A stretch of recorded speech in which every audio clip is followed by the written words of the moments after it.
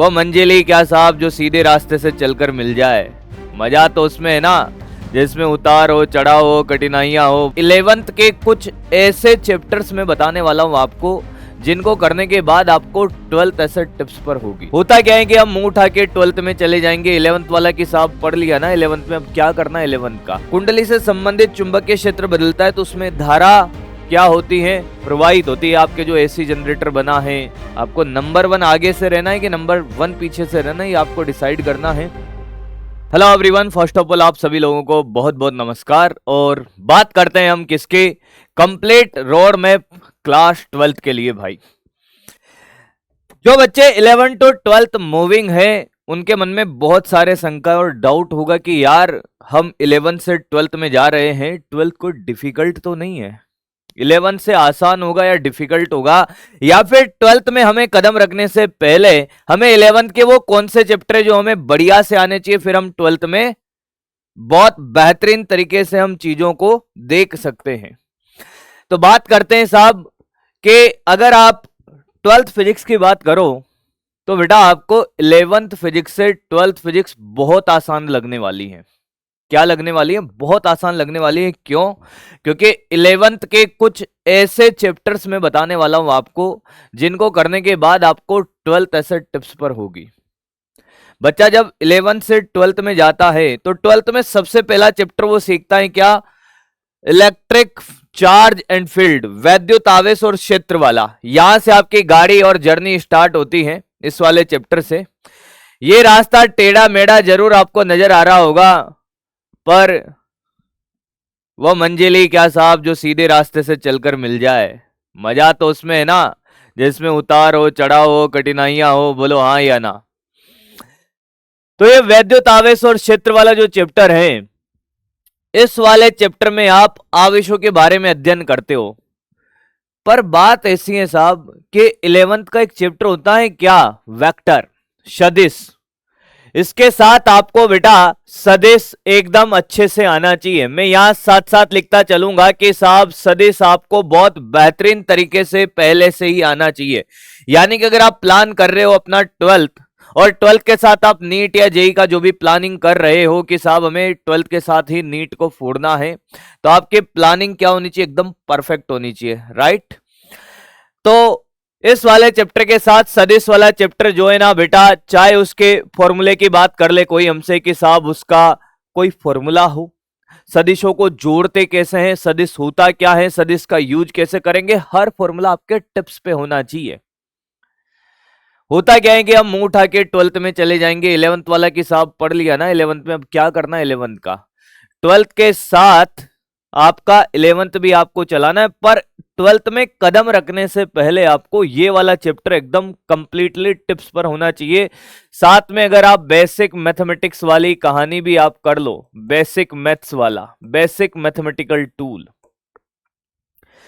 कम से कम ये दो चीजें तो आपके, जिस दिन आप 12th के पहले क्लास ले रहे हो उससे पहले आपके ये सारी चीजें बेटा क्या होनी चाहिए? टिप्स पे होनी चाहिए। बोलो हाँ या ना। क्लियर है? फिर इसके बाद हम बात करें कि दूसरा चैप्टर आता है हमारे इलेक्ट्रोस्टैटिक पोटेंशियल एंड कैपेसिटर। यानी कि यहां पर आप वोल्टेज यानी कि विभव और धारिता के बारे में पढ़ोगे। आपके लिए कोई नया चैप्टर नहीं है, मैं आपसे कह रहा हूं ना, आपने कहीं ना कहीं किसी न किसी रूप में इन चीजों के बारे में सुना है। कभी 9th में पढ़ा होगा, कभी 10th में पढ़ा होगा, कुछ चीजें आपने 11th में भी पढ़ी होगी, वोल्टेज आपने पढ़ा होगा मेरे भाई, है ना। तो यहां पर आप पढ़ोगे विभव प्लस धारिता। ये और ये चैप्टर दोनों एक साथ ही होते, पर इनको 2 पार्ट में पढ़ाया जाता है भाई। आपने प्रतिरोधों का संयोजन पढ़ा है, ऐसे ही यहां पर इस चैप्टर में क्या संधारित्र होंगे, तो संधारित्रों का संयोजन होगा। कैपेसिटर क्या होता है उसके बारे में हम पढ़ेंगे कि साहब जो पंखा होता है उसमें वो गोल गोल क्या लगा हुआ होता है, वो कैपेसिटर होता है। अगला चैप्टर आता है वैद्युत धारा। वैद्युत धारा से आप फेमिलियर हो, उसके बेसिक डेफिनेशन आप जानते हो। बोलो हाँ या ना। जब हम ये पहला चैप्टर पढ़ लेंगे, फिर ये दूसरा चैप्टर पढ़ लेंगे और ये तीसरा चैप्टर पढ़ लेंगे, लगभग ये और ये वाला चैप्टर, ये दोनों मिलाकर कम से कम आपके 18 से 20 लेक्चर ले रहे होंगे। कितने? 18 से 20 लेक्चर। इतना लग जाता है इनमें भाई। 15 में भी हो जाता है, ऐसी बात नहीं है, पर 18 से 20 लेक्चर आपको इसका मिलेगा बेटा। और 18 से 20 लेक्चर में आपको क्या करना है मेरे भाई, आपको कंप्लीटली नोट्स जो है बहुत बेहतरीन तरीके से बना लीजिएगा, साथ में शॉर्ट नोट्स भी बनाने हैं।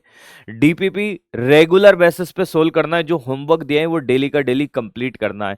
अगर आपने एक बार इस वाले और इस वाले चैप्टर के साथ अपने आप को क्या कर लिया, सिंक्रोनाइज कर लिया बेटा, टीचर के साथ आपका फ्रीक्वेंसी मैच हो गया है और आप एक डिसिप्लिन वे में काम कर रहे हो, फिर उसके बाद आपको आगे दिक्कत आएगी नहीं भाई।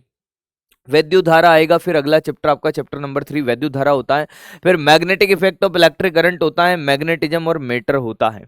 मैं आपको बताता हूं कि ये पहले 2 चैप्टर बहुत बड़ा रोल प्ले करते हैं पूरी 12th फिजिक्स में। अगर ये दोनों चैप्टर आपको बहुत बेहतरीन तरीके से आते हैं, फिर लिंक से लिंक जुड़ता जाता है और चीजें आगे चलती जाती है भाई। Magnetic effect of electric current और मैग्नेटिज्म एंड मेटर, आप मानोगे नहीं, सदिश इतना बड़ा रोल प्ले करने वाला है इस पूरे के पूरे खेला के अंदर भाई। सदिश का सभी जगह यूज आएगा, यहां पर भी सदिश गुणनफल का यूज आएगा। सदिश गुणनफल यहां पर आप काम ले रहे होंगे। मतलब एक बात तो आपको क्लियर हो गई कि सर मुझे 12th में जाने से पहले वेक्टर यानी कि सदिश को 200% सही करके जाना है, बोल हाँ या ना। क्लियर है बेटा? फिर आगे बढ़ते हैं कि साहब अगला चैप्टर क्या रहेगा। चैप्टर नंबर 6 के बारे में बात करें, इलेक्ट्रोमैग्नेटिक इंडक्शन, वैद्युत चुंबकीय प्रेरण होता है। फिर चैप्टर नंबर 7 होता है वैद्युत धारा, प्रत्यावर्ती धारा यानी कि अल्टरनेटिंग करंट, जो हमारे घरों में आते हैं वो अल्टरनेटिंग करंट है। ये इलेक्ट्रोमैग्नेटिक इंडक्शन क्या होता है? इलेक्ट्रोमैग्नेटिक इंडक्शन बड़ी आसान सी चीज है। क्या होता है भाई कि जब किसी कुंडली से संबंधित चुंबकीय क्षेत्र बदलता है तो उसमें धारा क्या होती है, प्रवाहित होती है। आपके जो एसी जनरेटर बना है या फिर ट्रांसफॉर्मर है, ट्रांसफॉर्मर कैसे काम करता है, ये बहुत सारी चीजें हम इस वाले चैप्टर में पढ़ने वाले हैं भाई। इलेक्ट्रोमैग्नेटिक वेव आ गया आपका चैप्टर नंबर 8। आज हम मोबाइल से बातें कर पाते हैं, सिग्नल आते हैं जाते हैं, कितने प्रकार की वेव्स होती हैं, ये इस वाले चैप्टर में हम बात करेंगे। रे ऑप्टिक्स और वेव ऑप्टिक्स, ये बड़ा चैप्टर है। रे ऑप्टिक्स और वेव ऑप्टिक्स तो छोटा चैप्टर, रे ऑप्टिक्स बड़ा चैप्टर। रे ऑप्टिक्स तो आपने बहुत सारी चीजें आपको पहले से आती होगी, इंद्रधनुष क्यों बनता है, सूर्य सुबह और संध्या के टाइम पे लाल क्यों दिखाई देता है, कॉन्वेक्स लेंस क्या होता है, अवतल उत्तल दर्पण क्या होते हैं, लेंस क्या होते हैं, आभासी बनेगा, वास्तविक प्रतिबिंब बनेगा। बहुत मजेदार कहानी है पूरी 12th फिजिक्स के अंदर। फिर आता है आपका मॉडर्न फिजिक्स, द्वैत प्रकृति, लाइट के बारे में कहानी कि लाइट एक कण है या फिर वेव है। ये पढ़ाया जाता है किसके अंदर, ड्वेल नेचर के अंदर बेटा। अगली बात है जो आपने बहुत हद तक पढ़ा भी होगा, एटम। यार ये दो जो चैप्टर है ना, दोनों एटम और न्यूक्लियस, ये आप केमिस्ट्री के अंदर भी पढ़ते हो मेरे भाई। परमाणु आप कहां पढ़ते हो, केमिस्ट्री के अंदर भी पढ़ते हो, न्यूक्लियस आप केमिस्ट्री के अंदर भी पढ़ते हो। तो भाई साहब ये तो आप वैसे भी डबल डबल बार पढ़ोगे। हो सकता है आपने 11th में केमिस्ट्री में पढ़ लिया हो तो 12th में फिजिक्स में पढ़ोगे। तो अगर मोटी मोटी अगर हम बात करें, एक ये है सेमीकंडक्टर, जो हमारी टीवी है, हमारा मोबाइल है, ये सेमीकंडक्टर डिवाइसेस से बनती हैं। तो उनके बारे में अध्ययन यहाँ से करते हैं हम, लॉजिक गेट वगैरह हो गया। आप मान के चलो कि आपके लिए कोई बड़ी बात नहीं है, ये वाला चैप्टर आप केमिस्ट्री में पढ़ लेते हो, 2 चैप्टर ध्यान से सुनना। फिर उसके बाद क्या बेटा, रे ऑप्टिक्स में आपको ज्यादा परेशान करेगी नहीं, रे ऑप्टिक्स भी आपको परेशान नहीं करेगी। रे ऑप्टिक्स समझ आ गई तो वे ऑप्टिक्स आपको समझ आ जाएगी भाई। अच्छा, वेव ऑप्टिक्स को पढ़ने से पहले आपको एक और चैप्टर पढ़ना पड़ेगा, क्या, वेव। 11th क्लास का वेव जो होता है उसमें व्यतिकरण नाम से एक टॉपिक होता है। व्यतिकरण आप पढ़ लेना भाई, ये पूरा का पूरा आप चाहो तो सेव कर सकते हो भाई। आपको पता रहेगा कि कौन सा चैप्टर पढ़ने से पहले हमें क्या आना चाहिए भाई। इलेक्ट्रोमैग्नेटिक वेव हो गया, इलेक्ट्रोमैग्नेटिक इंडक्शन हो गया, अल्टरनेटिंग करंट हो गया।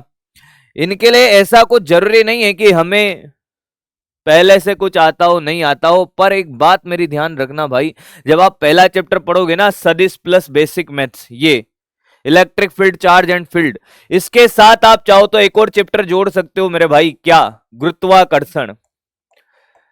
मैं आपसे कह रहा हूं ना कि अगर आपको इलेक्ट्रोस्टैटिक्स आता है तो गुरुत्वाकर्षण भी आता होगा, और गुरुत्वाकर्षण आता है तो इलेक्ट्रोस्टैटिक्स भी आता होगा। कहीं ना कहीं ये 50% सेम एक जैसे हैं। अब आप खुद देखिए कि बहुत सारी चीजें हैं जो 11th की आपको 12th के साथ ही क्लियर हो जाएगी। अगर आपको पहले से आते तो आपके लिए बहुत ज्यादा फायदेमंद है। इसलिए कहा जाता है कि हमारा बेसिक बहुत इंपॉर्टेंट है। आपका फाउंडेशन मजबूत होना चाहिए। क्यों होना चाहिए भाई? क्योंकि एक बच्चा है जिसको मान लो कि सदिश और बेसिक मैथ्स और ये ग्रेविटेशन जो 11th पढ़ के आया है, जो 11th पढ़ के आया और जिसने 11th में ईमानदारी के साथ मेहनत करी है, सदिश और बेसिक मैथ्स और गुरुत्वाकर्षण बहुत अच्छे से आता है, उसको ऐसा लगेगा यार कुछ भी नहीं है भाई साहब, हलवा है। 12th फिजिक्स क्या है? हलवा है। एक बच्चा हो सकता है जिसने बहुत अच्छी जगह से अपनी तैयारी भी करी है, पर फिर भी उसने 11th में ध्यान नहीं दिया है, तो फिर उसको क्या लगेगा कि यार पता नहीं क्या पढ़ा रहे हैं सर, पता नहीं क्या चल रहा है। तो मैं आपसे एक बार फिर से रिक्वेस्ट करना चाहूंगा भाई, आप जिस भी जगह से पढ़ रहे हो या पढ़ के आए हो या आओगे या जहां भी पढ़ोगे भाई, एक बात अपने दिमाग में ध्यान रखना कि जिस दिन आपका 12th क्लास का पहला लेक्चर स्टार्ट होगा उससे पहले आपको ये बेसिक मैथ्स, ग्रेविटेशन, गुरुत्वाकर्षण और सदिश, बेसिक मैथ्स में सब कुछ, बेसिक मैथमेटिकल टूल में सब कुछ आपका एकदम टिप्स पर होना चाहिए। कोई फॉर्मूला है रट्टा मारना है, रट्टा मार लेंगे सर। अभी तक अगर आपका कोई 12th बैच अभी तक आपको नहीं लिया है या नहीं मिला है या आपकी क्लास स्टार्ट नहीं हुई है, तो आप प्लान कर लीजिए कि इतने दिनों बाद हमारी 12th की क्लास स्टार्ट होने वाली है और उससे पहले हमें कम से कम ये तीनों, कम से कम ये 3 टॉपिक तो आपको एकदम ऐसे टिप्स पे कर लेना है। कोई नींद में भी उठा के बोल देना तुमसे कि भैया दो सदिशों के योग का फॉर्मूला बताओ, तो फटाक से बता दो भाई, तब मजा आएगा 12th फिजिक्स में।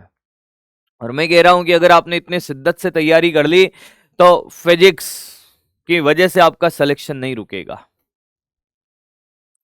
बाकी बचे हुए 11 के चैप्टर वो साथ साथ आपको रिवाइज करने का आपको समय मिलेगा। एक बच्चा क्या होगा जो क्या करेगा कि साहब मुंह उठा के आ जाएगा, पहले चैप्टर में समझ नहीं आएगा, तो वो क्या है इस जाल में फंस जाएगा फिर कि यार समझ में कुछ आ ही नहीं रहा, पता नहीं सर तो 11th का वो सदिश वाला फॉर्मूला लगा देते हैं। मैं बात बता रहा हूं। अब बच्चा क्या सोचता है, अरे यार एक सर हैं जो तो फॉर्मूला भी बताते हैं। फॉर्मूला सारे टीचर बताएंगे भाई, कोई सा भी टीचर आपको पढ़ा रहा होगा वो फॉर्मूला बताएगा, चीजों को सिखाएगा, पर आपको बेहतरीन तरीके से समझ तब आएगा जब आपको ये पता हो कि इस चैप्टर को पढ़कर, इस चैप्टर का लेक्चर अटेंड करने से पहले मुझे सदिश आना चाहिए या मुझे बेसिक मैथ्स आना चाहिए या ग्रेविटेशन आना चाहिए। अगर ये आपको पहले से पता, आप पढ़ के आओगे तो आपको किसी से ये पूछने की जरूरत नहीं होगी कि यार बता भाई ये फॉर्मूला कहां से आया है।